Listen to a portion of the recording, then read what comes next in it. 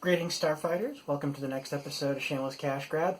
I know it's been a while, but if you've been watching my YouTube and VidMe channels, you will realize that I had another project going.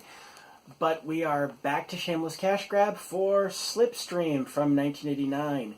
This one's definitely got the most star power of any of the movies in this set, with Bill Paxton, Mark Hamill, Ben Kingsley, and F. Murray Abraham, and probably some other people too. But I think I've mentioned before that I have seen this movie before, but I don't remember anything about it except the fact that I've seen it. So when I watch it for the show, it will be like watching it for the first time. Will it be good? I certainly hope so. But then again, star power does not automatically make for a good movie. I mean, What Planet Are You From had Gary Shandling and Annette Bening, and also Ben Kingsley. And that movie was horrible. Except for like one joke, but that's beside the point. Anyway, you'll find out how I feel about Slipstream when I see it again for the first time, in a few moments. Greetings, Starfighters. I'm saying that here because I'm convinced that I forgot to say it in the video portion for this episode, and I'm too lazy to go look. And by too lazy, I mean it's been over 100 degrees out here again, and it's nighttime, and it's still hot, and God, I hate California weather. Anyway, welcome to the next episode of Shameless Cashgrab. Today's film is the film with by far the most star power of any film in the set, 1989's Slipstream. But before I go into it, let me go ahead and give you the plot summary courtesy of ye olde IMDb. In the future, natural disasters, earthquakes, floods, have ravaged Earth, leaving a world where pockets of communities live within canyons while a violent wind known as the Slipstream is the only means of transport via airplanes. Matt Owens is a nomadic adventurer who kidnaps a prisoner, Byron, off two violent law officers so he can claim the bounty for himself. Traveling across the wind-swept landscape, Matt and Byron are relentlessly pursued by the officers, and Matt finds Byron isn't what he appears to be as they travel from community to community and encounter pockets of strange societies that live beyond the Slipstream. As for the movie itself, we actually learn fairly quickly about how the Earth was ravaged by a series of environmental disasters, like those described in the plot summary, or, as we call it in 2017, just another week. This is given to us in narration before some very theatrical music plays over footage of a man in a business suit running across a rocky, grassy area while being chased by a futuristic-looking airplane in a scene that feels like some bizarre hybrid of North by Northwest, Indiana Jones, and that scene from Monty Python and the Meaning of Life where Graham Chapman gets chased off a cliff by a bunch of topless women as his preferred method of execution. If you haven't seen Meaning of Life, I swear to you that makes sense in context. Anyway, the start of the movie is promising enough. The narration is short, the music isn't terrible, and the plane is a very nicely done practical effect. Actually, all the planes in this movie are real, and they do fly a fair amount. I mean, there is some fairly obvious CG, but for 1989, it's actually not terrible. This is when a very blonde Mark Hamill enters the picture.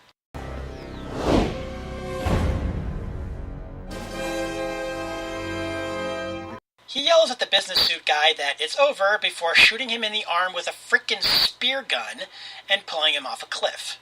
This is, of course, how he arrests the man. Apparently, Hamill's character went to police academy in Missouri. Anyway, my hopes for the movie faltered a little here, as Hamill's performance was somewhat lacking. Just the way he says crazy bastard after Byron, that's the guy in the suit, makes a comment about, touching the face of God after falling off the cliff. Crazy bastard almost rhymes with I'm just here for the paycheck, which is actually kind of a shame, but I'll get into that. After Hamill and his character's partner, who haven't been named yet, and I will never refer to her by her name because for the life of me I can't remember it, return to home base, or what I assumed was their home base, this is where we meet the late great character actor Bill Paxton's character, a douchebag.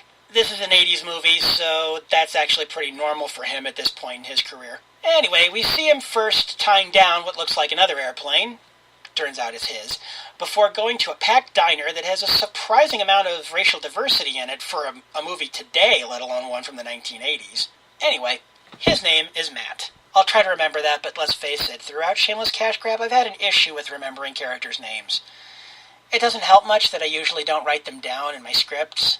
Maybe it's just more fun to come up with nicknames for them, like with Skinny British Jeffrey Combs from Lurkers, or Creepy Old Man from Pulse. Where was I? Oh, right, Bill Paxton.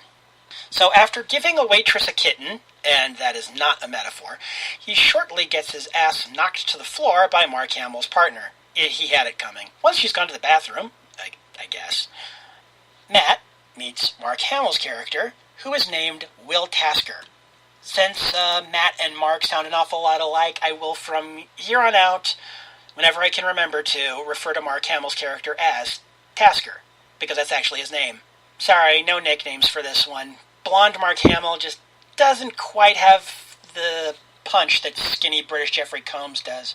Anyway, the two start talking, and Matt makes the mistake of trying to sell some military-grade hardware, and I don't know why I did the air quotes there, you can't see me, that he just got his hands on, by which he means probably stole, to Tasker, the latter revealing that he's a cop. Matt sheepishly slips away, gifting Tasker what I think is a fancy parachute. On the way out, a few people at a table near the door grab Matt's arm and inform him that the business suit guy, Byron, who is standing quietly in cuffs behind Tasker, is a killer with a bounty on his head.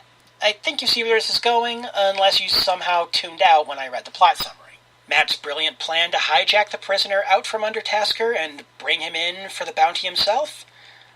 Just approaching Tasker with a gun. Real criminal mastermind we got here, but he did have the element of surprise, so, surprisingly, it works. Of course, he doesn't get away completely scot-free.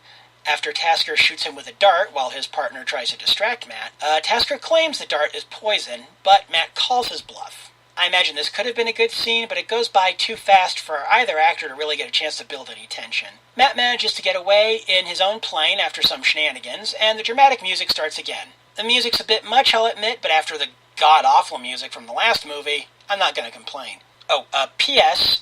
Turns out while there wasn't poison in the dart, there was a tracking device. A pop song plays while we learn the killer's name is Byron. Well, while Matt learns the killer's name is Byron. Byron being played by Bob Peck, possibly best known for playing Muldoon in Jurassic Park. You know, the guy whose last line in the movie was, "Clever girl." And I can't help but laugh, because even though I don't recognize the song, it is so obviously 80s. You know, between that and the music playing at the diner earlier in the movie, I'm guessing 80s music is the only kind that survives the apocalypse. During this, we also get a lot, and I mean a lot, of sweeping landscape shots. This is a common thread throughout the movie. Apparently, they spent a lot of money on that helicopter camera, and damn it, they were going to get their money's worth out of it. I kid a little. The shots are actually nice to look at, just a little out of place in what's supposed to be a post-apocalyptic chase movie. There's also too many of them, really, and they run a little long. It's sort of the problem with like the visual effects in Star Trek, the slow-motion picture, but you know, I'm getting ahead of myself.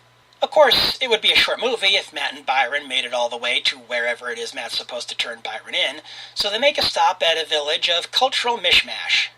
Native American-style houses, well, Southwestern specifically, but a largely Southeast Asian and white population, at least at first glance. This is not surprising, though. The opening narration did mention that cultures were sort of shoved together by the natural disasters. Yeah, I gotta say again, it is a great credit to this movie, the lengths they go to show ethnic diversity on screen. I just wish that were the norm, so I wouldn't feel the need to comment on it. Once Matt and Byron make their way into the village, we learn that Robbie Coltrane is in this movie. I think this makes our first repeat appearance, as he was in Crawl as well.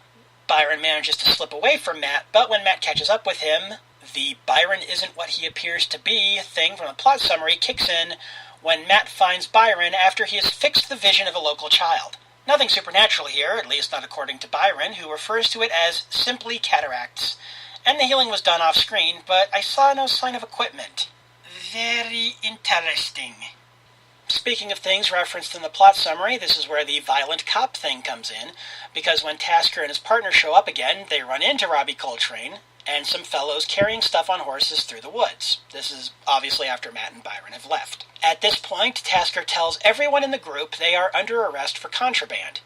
Not sure how he knows what all is in the bags the horses are carrying, but okay. Not sure how they knew they were connected to Matt either. I mean, Coltrane does mention him by name, talking to his compatriots, and Tasker overhears, but Tasker was already spying on them with his partner up above on a cliff or something with a weapon. A gunfight ensues, and even though Tasker has no cover and his partner is firing from a distance with what looks like a shotgun, they manage to apparently kill everyone in the group without a mark on them. Though we only see 3 of the bodies being buried under rocks while Tasker reads from a Bible, and there's no mention of anyone getting away, so I think it's safe to assume they're all dead, but might have behooved the movie to show us that. He tells his partner to burn everything that Coltrane and his group were carrying. This group included a young man that Matt had given his boots to in the last scene, so there's a little bit of sadness there, but the movie continues. So yeah, if there was any doubt the cop characters were the bad guys in this movie, it's gone now. This is further clarified when Tasker makes his philosophy clear by saying that every time he and his partner kill someone that he sees as criminal, and puts them, and I quote, under a rock pile, the world becomes a better place. So basically Mark Hamill is playing Rorschach in this movie. A very ends justify the means type character. We cut back to Matt and Byron, talking in the plane as they move on to the next set piece, and it's not a bad conversation, but getting into it would make this a longer episode, so I'll just jump ahead to when they land again. There is a fair amount of sort of spirituality and dream talk in this movie. Again, not bad, but it's a little, that kind of thing is a little above my pay grade in terms of this kind of thing. I mean, you want the super smart YouTube shows. You go to Renegade Cut, or you go to Lindsay Ellis, even Movie Bob, depending on the topic. You don't really come to me. You come to me because, why do you watch my show? I mean, not to be mean, why? Anyway, okay, so after a brief camping scene, the two take off again and then land in a place that from above looks something like a battlefield and is apparently populated by a cult that worships the wind. Interesting idea, actually. Unfortunately, we don't learn that much about their wind-based religion, but soon after landing, Matt and Byron end up lending aid to the locals who were brutally attacked by marauders. One of these locals is Ben Kingsley, who I almost didn't recognize with his hair and mustache being the way it was. Kind of an Albert Einstein look. It wasn't until he started talking and he was moved into better light after Byron attempts to stitch his wound that I realized it was him. Kingsley seems to not want Byron's help, though, and calls him a false prophet. He eventually calms down, and the two men have a discussion about spirituality that, as I already established, I'm ill-equipped to discuss. And it's not even that I'm an atheist or anything like that. Plenty of atheists are well-versed on the topic of religion through reading or college courses or both. But I'm not. There's a reason my show isn't about atheism. Well, I mean, there's that, and the fact that a lot of YouTube atheists are screaming misogynistic, racist assholes, but still, there's not much bad I can say about this scene at all, really. After Kingsley's character dies, having been in the movie all of maybe 5 minutes, we transition from a speech given by one of the wind cultists to Matt waking up to find that he's been tied up, which of course happened off screen. But while we hear a mix of wind and chanting in the background, Matt looks up and sees Byron tied to a giant kite up in the sky being buffeted by the Slipstream. One of the surviving cultists, the one who was actually giving the speech, comes in and monologues to Matt about this being a test, and if Byron passes, quote-unquote, God's judgment, he will be set free. Apparently this wind cult eschews technology, kind of like the elves from Star Trek Insurrection. Yes, I know they're called the Baku in the movie, but come on. Long-lived, one with nature, arrogant as fuck, they elves. Anyway, the scene cuts to Tasker and his partner in their plane, and the dramatic music makes a jarring return. Now again, this score isn't bad, but a smoother transition from the chanting to the score would have been nice. The point, though, is that the two cops are catching up to Matt, and they catch up to him in yet another jarring cut. It goes from Tasker's partner saying, "We're picking up the locator loud and clear," to her picking up Matt, still tied up, and going, "Well, well, well." Tasker is there too, and I'm wondering where we go from here, as the movie isn't even half over yet. Matt does technically tell them the truth when they ask where Byron is, at the end of a long rope. He just leaves out the kite part. Clever line. I like it. Tasker makes a fundamental mistake here, though. His offer to Matt goes, quote, "Help me get him down, I'll give you the antidote." Well, this is referring to the poison that was actually a tracker from earlier in the movie. "I'll give you the antidote, and then I'll shoot you." Oh, yeah, along the way, Matt started thinking maybe he was poisoned, but that seems to be a psychosomatic reaction. Anyway, did Tasker really think that including "I will kill you" in a deal offer would actually lead to Matt helping him? I think it's safe to say that Tasker has gone a little wacky at this point. This is also when we get the dun-dun-dun big reveal. Byron is an android.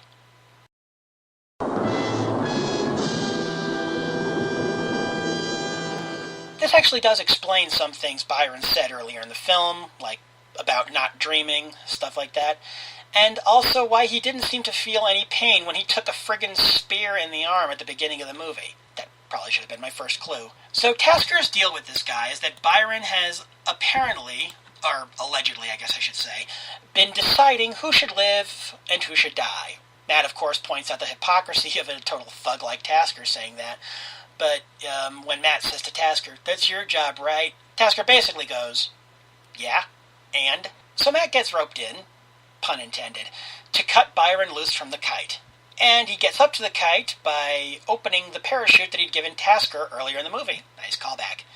So when Matt gets up there, he asks why Byron didn't mention being an android, and Byron says, "I'm the runaway technology they, being the Wind cultists, blame for the convergence." Oh, the convergence, referenced a few times throughout the movie, is the name for the environmental disasters that basically forced all of humanity into the, mishmashing canyons. All that stuff. I don't recall them calling it the convergence in the actual opening narration, but it does get referred to by various characters throughout the film. So, the diner from earlier didn't seem to be in a canyon, but maybe that's like some weird pocket or something where the slipstream doesn't hit them too hard. I don't know. But, for all my rambling, there is some solid world building going on in this movie. So Matt, as it turns out, was actually taking a gamble and tries to cut the rope to the kite so the slipstream would take them away from Tasker and his partner. A move just as likely to kill them as get them freed, but Matt seems to take a Han Solo approach to the odds. Shut up. You knew I was going to get a Star Wars reference somewhere in this review. Just be glad I didn't go for the obvious and make any Luke Skywalker jokes. So the kite breaks loose and crashes into a cliff. Whoops. Still, Byron survives and brings a wounded Matt and even Tasker's partner to a cave to protect them from the wind, before going out again to find Tasker himself, who got smacked in the face by the debris from the kite, while Tasker's partner compares the android to the devil and insists that they're already in hell. Man, what is her deal? Did a robot kill someone close to her? Probably. That's kind of common in these kinds of movies. Although that if that is the case, spoiler alert, we never get told. Byron doesn't find Tasker, just a piece of one of his weapons, and a wind cultist who helps him make it back to the cave safely despite the high winds and low visibility, then proceeds to take all three to yet another shelter, where Tasker's partner takes off going to look for him herself, and we get another jarring transition scene where the music abruptly changes. I keep making this point, but while the music isn't bad, the transition of the score between scenes is jarring and does not do the movie any favors. Honestly, so far, apart from the overly long landscape shots, it's my biggest complaint about the movie. For the new scene, we learn the Wind cultist has decided to travel with Matt and Byron, though Matt points out, correctly, there might not be enough room for her in his plane, which may not be an issue as the plane looks torn to shit when the three finally get to it. They try to repair it as best they can, and somehow manage to get it in the air, with Byron riding on top. He's a robot, so I'm not going to make any comments about poor safety. It's enough to get them to the next town down the stream, though. Barely. They crash, but not so far away that they can't walk the rest of the way. Oh, hey, and remember the landscape shots? We get more of those. Look, movie, the scenery is gorgeous, no one is denying that, but did you learn nothing from Star Trek the Slow Motion Picture that had come out just 10 years prior to this one? The next town, by the way, is not so much a town as a bunker, where the local thing seems to be hanging on to as much art and technology and dress and music and whatnot. Well, music isn't art. Shut up, it's hot. All art and technology and all that stuff from before the apocalypse as possible. We get some humorous juxtaposition where Byron discusses the history of the religious iconography on display in the museum area the three are walking through, while Matt comments on the boobs of the female statues. It is also increasingly obvious at this point that the Wind cultist has the hots for Byron, the latter, of course, being blissfully unaware. I wonder if he's fully functional. Man, a movie with Mark Hamill in it, and I've made more Star Trek references than Star Wars ones. Anyway, while among the fancy people living underground, we get an extended dance sequence. Yes, really. That's charming at first, but much like the landscape shots, overstays its welcome. I'm starting to think the movie came up short, and they needed all this extra stuff to get a theatrical release. I would have spent that time on more character stuff personally, but that's me. Speaking of run times, looking at my notes, I can see this episode is in danger of running long, so I'll skip ahead a bit to F. Murray Abraham. Okay, I actually think I missed him several minutes earlier, but in my defense, he had one line, the lighting was different, and there was music. Anyway, he is very upset that Ariel, the lady I've been calling Wind Cultist, brought Byron and Matt to the underground place with all the art and wine and dancing and all that. Especially when they learn Byron is an android, but that seems to be more a secondary concern to the people there. The main issue seems to be fear that if they let Byron and Matt leave, they'll tell everyone about the bunker, and people from all up and down the Slipstream will come and pick them clean of all their books and pre-apocalypse clothes and museum pieces and food and, It's not an invalid concern, to be fair, though it's heavily implied that the people in this bunker are just stagnating. They're not really doing anything new, they're just clinging to the past. The alternative is losing so much of the art and history from before all the environmental disasters. So it's a dilemma. We go from this to Matt finding Byron, the latter excitedly declaring that for the first time ever, he fell asleep and had a dream. Matt doesn't believe him, after making a Philip K. Dick reference, so Matt definitely reads, but instead tells him he's free to go and that Matt won't take him to the settlement to turn him in. But Byron insists on turning himself in, wanting to do what's right, and it's here where I make a wild guess. Matt suggests that whoever it was Byron allegedly killed, he was asking for it, to which Byron says, well, yes, but I would not have been shocked if it turned out that Byron was being literal and what happened was not a murder but a suicide by robot. Spoiler alert, we never find out that either. Sadly, Byron's attempt at revelry is cut off when we discover that Tasker and his partner have found the bunker and have already killed at least 3 people getting in. I mean, okay, the people here are a little bougie, sure, but damn, that's just cold.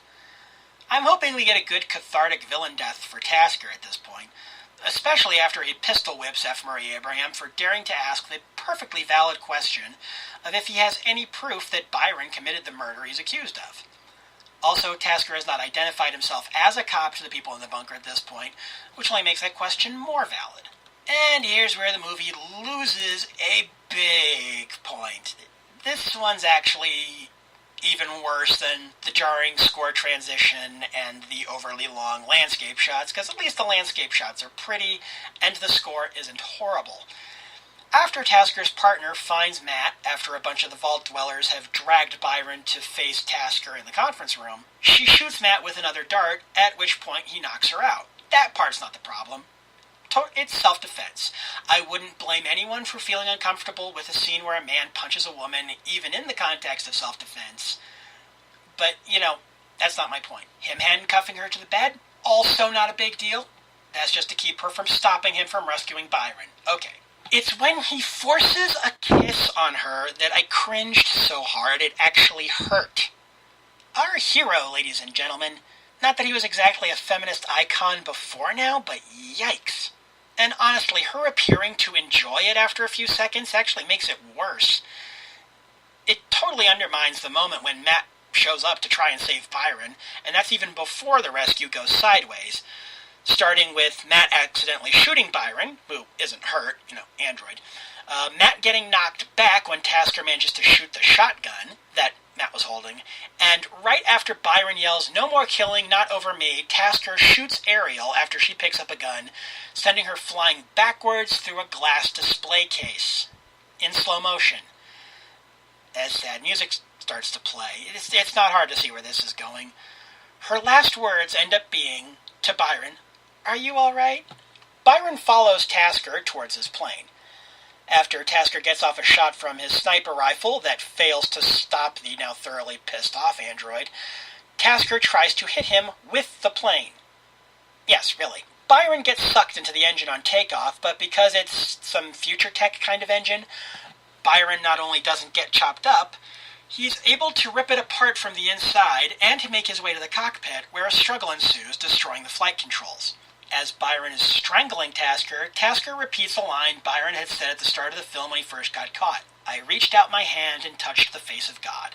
Byron goes from revenge mode back to I don't want to kill anyone mode, and he releases his grip looking ashamed. He then looks at the wrecked flight controls as the plane dives towards the rocky ground. The plane crashes into the side of a mountain. Byron does walk away, looking a little less human, but still recognizably him.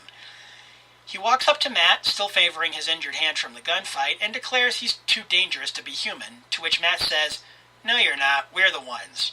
Then it cuts to a waterfall. I'm thinking that line was supposed to be longer because, as it is, it's grammatically awkward. Shouldn't that be, we're the ones too dangerous to be human? I don't know. So, Matt and Byron part ways, the former wishing the latter luck on finding that place he was dreaming about, and Matt returns to his now rebuilt plane, which is quite an impressive feat considering pretty much everything but the wings was buried under dirt and grass. But anyway, this is where we see that Tasker's partner is loading it up. Yeah, I'm sure this scene is supposed to be seen as sweet and all that, but it's just cringy as hell after the forced kiss. I mean, ew. The two talk about opening up that hot air balloon business that Matt's been dreaming about since the beginning of the movie, which I didn't really get into. Sorry about that. And the movie ends on the plane taking off while triumphant music plays. The end. Stranger Things similarities? Well, this movie had a couple of 80s pop songs in it, and Stranger Things had some 80s pop songs in it too. That's kind of the best I got. Now, speaking of that, going back to Lurkers for just a second, it occurs to me that since I referred to hell as being equivalent to the Upside Down in the Hearst review, I probably should have done the same for Lurkers. I mean, either way, that is still one whopper of a stretch to connect Stranger Things to either of those two movies, but then again, the 80s pop song is a bit of a stretch to connect the Stranger Things to this movie as well. Final verdict?